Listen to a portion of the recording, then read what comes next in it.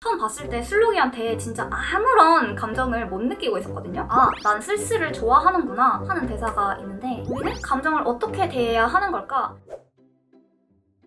최근에 정말 재밌게 본 드라마 얘기를 하고 싶어서 오랜만에 그 롱폼을 찍어보는데 오늘 얘기해볼 작품은 유미의 세포들과 모두가 자신의 무가치함과 싸운다 입니다. 두 작품의 공통점은 감정을 다루고 있다는 거예요. 그것도 아주 자세하게 다루고 있거든요. 사실 저도 감정이라는 거에 되게 관심이 많거든요. 왜냐면 진짜 모호한 것이라서 똑같은 감정을 느껴도 다 다르게 이름을 붙일 수도 있고 어떻게 표현해야 할지 아예 모르겠을 때도 있고 어떨 땐 찰나의 순간 스쳐 지나가기도 하고 또 어떨 땐 마치 잡아먹히듯이 오랫동안 동반되기도 하잖아요. 이 차이는 어디에서 오는 걸까? 우리는 감정을 어떻게 대해야 하는 걸까? 하는 질문들이 좀 따라오기도 하고요. 그래서 그냥 스쳐 지나갈 수 있는 이 감정들을 한번 꽉 붙잡아주는 그런 작품들이 되게 인상적이더라고요. 저는 뭔가 이런 추상적인 것들을 구체화하는 작업에 좀 흥미를 느끼는 것 같아요. 유미의 세포들에서는 머릿속의 세포들을 통해서 감정을 풀어서 표현을 해주고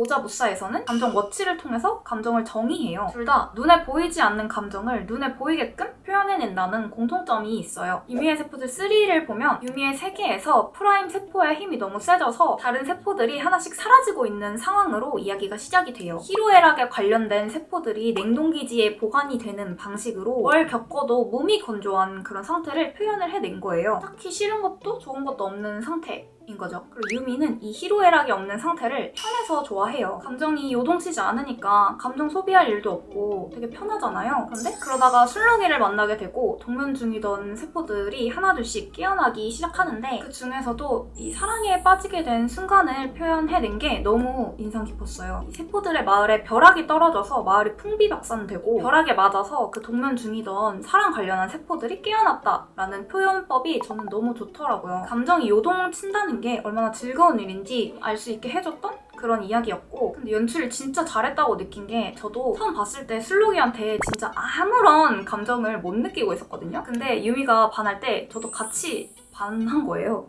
지금 슬로기가 너무 좋아요. 저는 사실 원래 바비파였거든요. 잘생겨서. 네, 슬로기 짱. 연하남.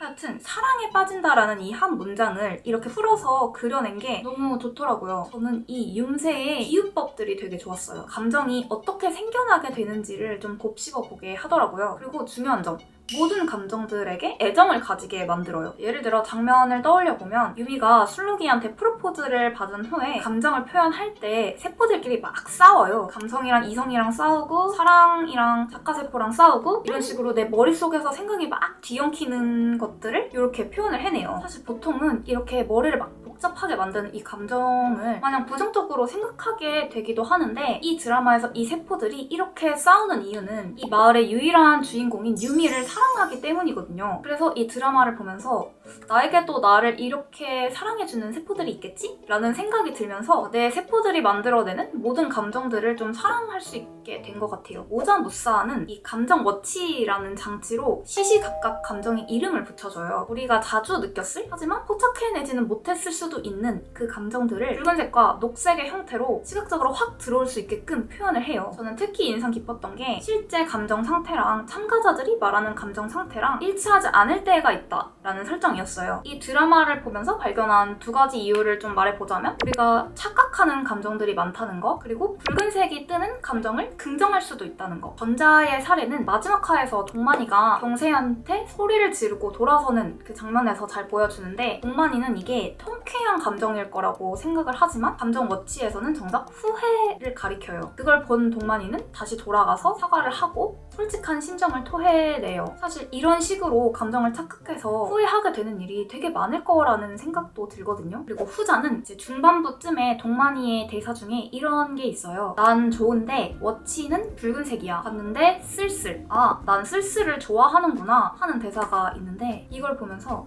어디까지가 긍정적인 감정이고 또 어디까지가 부정적인 감정인지 하는 것도 결국은 절대적이지 않구나. 모든 기준은 나로부터 나오겠구나 하는 생각이 들었어요. 그리고 또 흥미로웠던 게 알 수 없음이라는 감정이에요. 주인공인 동만이와 은하가 연결되는 아주 중요한 감정인데 이 감정을 느끼는 사람이 많이 없어서 아직 이 감정을 뭐라고 이름 붙여야 할지를 모르겠는 그런 감정인 거예요. 보통의 분노, 좌절과는 조금 다르게 간절함이 한 7% 정도 첨가된 그런 감정인데 은하는 이거를 자폭하고 싶은 감정이라고 정의하고 동만이는 이거를 도와달라는 감정으로 정의를 하거든요. 이 알 수 없음이라는 감정을 느끼는 사람이 나 말고 한 명 더 있다라는 사실만으로도 위안이 엄청 될 것 같아서 이 둘의 만남이 좀 인상 깊었던 것 같아요. 그래서 저는 이 서로를 안아주는 장면이 너무 좋았어요. 내가 느끼는 이 자폭하고 싶은 감정 혹은 도와달라고 하고 싶은 이 감정을 상대방도 그대로 느꼈다는 걸 알게 되면 저 같아도 그냥 꽉 안아주고 싶을 것 같아요. 이 작품은 우리가 해피하고 싶어 하는 감정들을 그대로 직면하게 해준다는 점에서 되게 좋은 것 같아요. 우리가 어떤 감정들 때문에 본인에게 무가치함을 느끼는지 그리고 나만 그런 게 아니라는 위안, 무가치한 사람도 시야에 따라서 가치 있어 보일 수 있다는 깨달음을 줘요. 보면서 되게 내 감정들을 좀 솔직하게 들여다볼 수 있어서 좋았어요. 이 드라마에 등장하는 모두가 본인의 무가치함과 싸우거든요. 이 완벽하지 않은 다면적인 인물들 속에서 나 자신을 발견할 수 있었던